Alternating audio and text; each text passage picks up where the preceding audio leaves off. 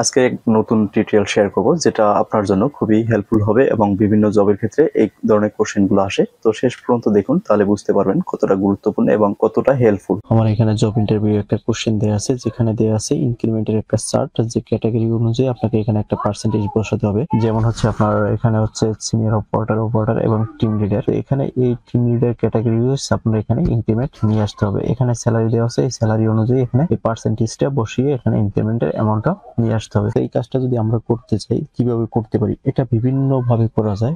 যেমন হচ্ছে লুকআপ দিয়েও করতে পারবেন এবং ইফ ফর্মুলা দিয়েও করা যাবে। তো আমরা এই টিউটোরিয়ালে লুকআপ দিয়ে কিভাবে করা যায় এটা শিখবো। এরপরে নেক্সট পার্টে আমি ইফ ফর্মুলা দিয়ে এই কাজটা সেম কাজটাই করে দেখাবো। তো এখানে যদি আমরা লুকআপ করে যদি নিয়ে আসতে চাই, সেটা কিভাবে আমরা করতে পারি দেখুন। এখানে প্রথমে আমরা ইকুয়াল সাইন দেবো, তারপর লুকআপ লিখবো, LWK লেখার পরে এখানে লুকআপ চলে আসছে। আমরা এখান থেকে ট্যাব বাটনে ক্লিক করব। এখানে বলছে লুকআপ ভ্যালু। লুকআপ ভ্যালু হচ্ছে আমরা ডেজিগনেশনটাকে সিলেক্ট করে দেবো। যেহেতু আমরা ডেজিগনেশন অনুযায়ী ইনক্রিমেন্টটা এখানে নিয়ে আসবো, এখানে হচ্ছে কমা দিয়ে দেবো। এরপর হচ্ছে লুকআপ ভেক্টর। তো আমার এই যে ডেজিগনেশনটা এটা হচ্ছে এই ক্যাটাগরিতে, আমরা এখান থেকে এই পুরো ক্যাটাগরিটাকে সিলেক্ট করে দিলাম।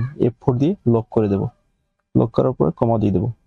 কমা দেওয়ার পরে ভেক্টর রেজাল্ট ভেক্টর। তো রেজাল্ট ভেক্টর হচ্ছে কি আমরা এখানে পার্সেন্টেজ নিয়ে আসবো। তো এটার জন্য আমরা এখান থেকে এটাকে সিলেক্ট করে দেবো। উল্টোভাবে যদি আমি ড্র্যাগ করছি, তারপরে এখানে ঠিকভাবে নিচ্ছে M8 থেকে M10।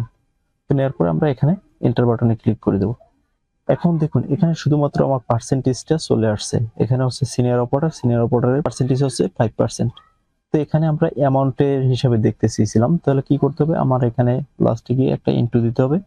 ইনটু দেওয়ার পরে আমরা স্যালারিটাকে সিলেক্ট করে দিয়ে এন্টার বাটনে ক্লিক করব। দেখুন আমার কাজ শেষ।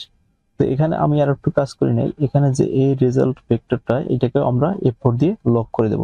না হয় আমি যখন ট্র্যাক করব এটা রেজাল্ট ঠিকমতো আসবে না। তো হয়ে গেল কাজ শেষ। আমি এখান থেকে জাস্ট ডাবল ক্লিক করে নিচে ট্র্যাক করে দিলাম। আমার সম্পূর্ণ রেজাল্ট চলে আসছে, দেখতে পাচ্ছেন। ভিডিওটি সম্পূর্ণ দেখার জন্য আপনাকে অনেক অনেক ধন্যবাদ এবং ভিডিওটা শেয়ার করে আপনার প্রোফাইলে সেভ করে রাখতে পারেন। যদি মনে না থাকে তাহলে পুনরায় দেখতে পারবেন। আজকে এই পর্যন্ত, সবাই ভালো থাকবেন। আসসালামু আলাইকুম।